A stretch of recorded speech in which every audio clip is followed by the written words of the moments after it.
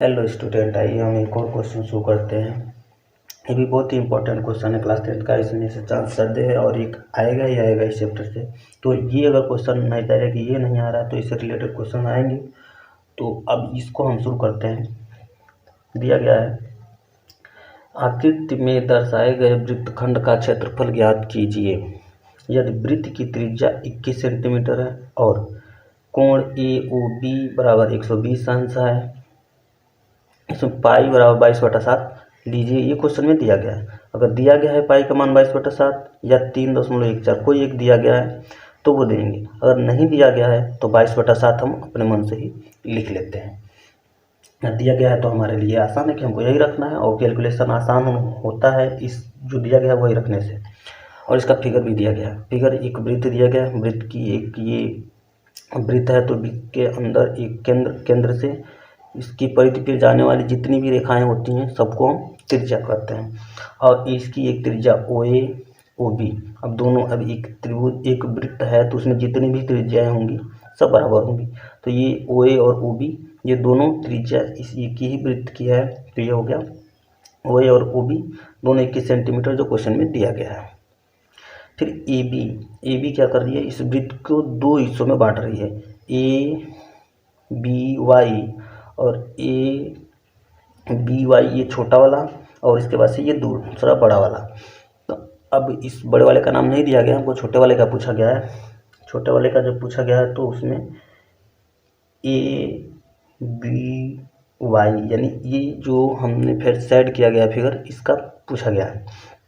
अगर हमको ये पूरा वाला क्षेत्र पता होता तो उसमें से हम ये घटा देते, या फिर तो खंड ABY का क्षेत्रफल निकालना होगा। ABY का क्षेत्रफल निकालना है तो ABY का क्षेत्रफल निकालने के लिए क्षेत्रक यानी कि ये त्रिज्य खंड मतलब वृत्त की त्रिज्याओं से घिरे हुए हिस्से को हम त्रिज्य खंड कहते हैं। तो इस त्रिज्य खंड का क्षेत्रफल निकालेंगे, AOBY का क्षेत्रफल निकालेंगे। उसमें से दूसरा वाला जो हिस्सा बच जा रहा है एक त्रिभुज AOB इसका क्षेत्रफल निकाल के घटा देंगे तो जो बच गया वो आएगा हमारा ABY का क्षेत्रफल। त्रिज्य खंड का क्षेत्रफल का फॉर्मूला होता है पाई r² थीटा 360 डिग्री।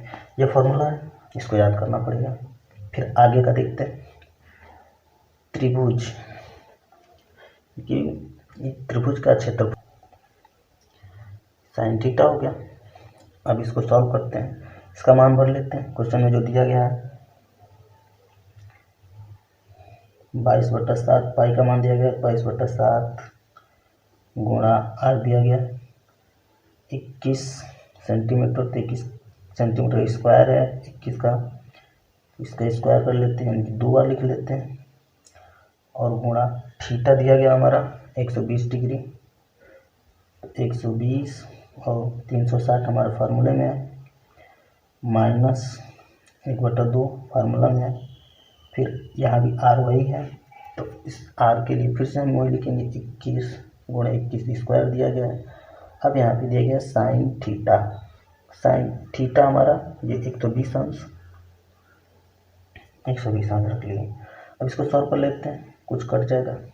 7 का 3 बार में 21, 0 से 0, 12 का 12, 12 3 36, 3 से 3 कैंसिल हो गया। अब यहाँ पे ऊपर बच गया, इसका 21 में गुणा करेंगे। अब जब इसका गुणा किए तो ये हमारा आ गया 462 माइनस 441/2 3/2। इसको सॉल्व करेंगे, 462 माइनस ये हो जाएगा 763.812 बटा करके आ जाएगा 1848 माइनस 763.812 और नीचे हो जाएगा 4। फिर इसको सॉल्व करने के बाद से हमारा आ जाएगा आंसर। अगला लाइन नेक्स्ट स्टेप आएगा 10,81.82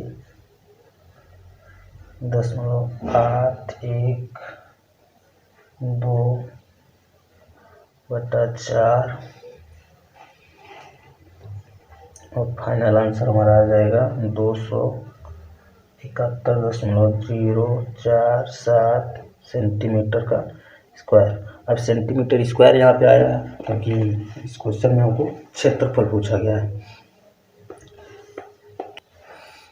इसका हल हमारा है, तो इसका हल ये दिया गया है कि वृत्तखंड ए बी वाई का क्षेत्रफल निकालना है हमको। तो ए बी वाई का क्षेत्रफल निकालने के लिए क्षेत्रक ए ओ बी वाई का क्षेत्रफल निकालेंगे।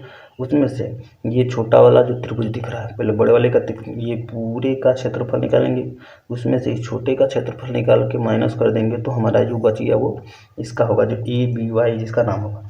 अब क्षेत्रक ए ओ बी वाई का क्षेत्रफल यानी कि ये एक त्रिज्य खंड का क्षेत्रफल का हमको फॉर्मूला लगाना होगा, पाई आर स्क्वायर थीटा अपन 360। अब थीटा क्या होता है, थीटा ये क्वेश्चन में दिया गया होता है। अब वो थीटा का मान यहाँ पे हम पढ़ेंगे, वही कोण जो हमारा फिगर में दिया गया होगा। तो यहाँ पे दिया गया है ए ओ बी बराबर 180 से यही थीटा है हमारा, माइनस ए ओ बी का क्षेत्रफल। तो त्रिभुज ए ओ बी का क्षेत्रफल 1/2 पाई इसमें नहीं आएगा, तो 1/2 आर स्क्वायर साइन थीटा।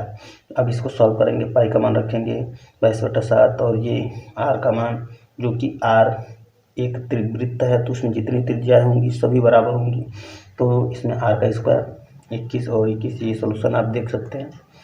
अब ये सॉल्व करते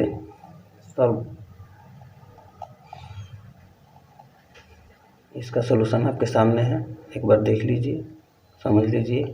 फिर अगर कुछ नहीं समझ में आ रहा है तो नीचे कमेंट में लिख के पूछ सकते हैं, दोबारा फिर से हम बता देंगे इसको।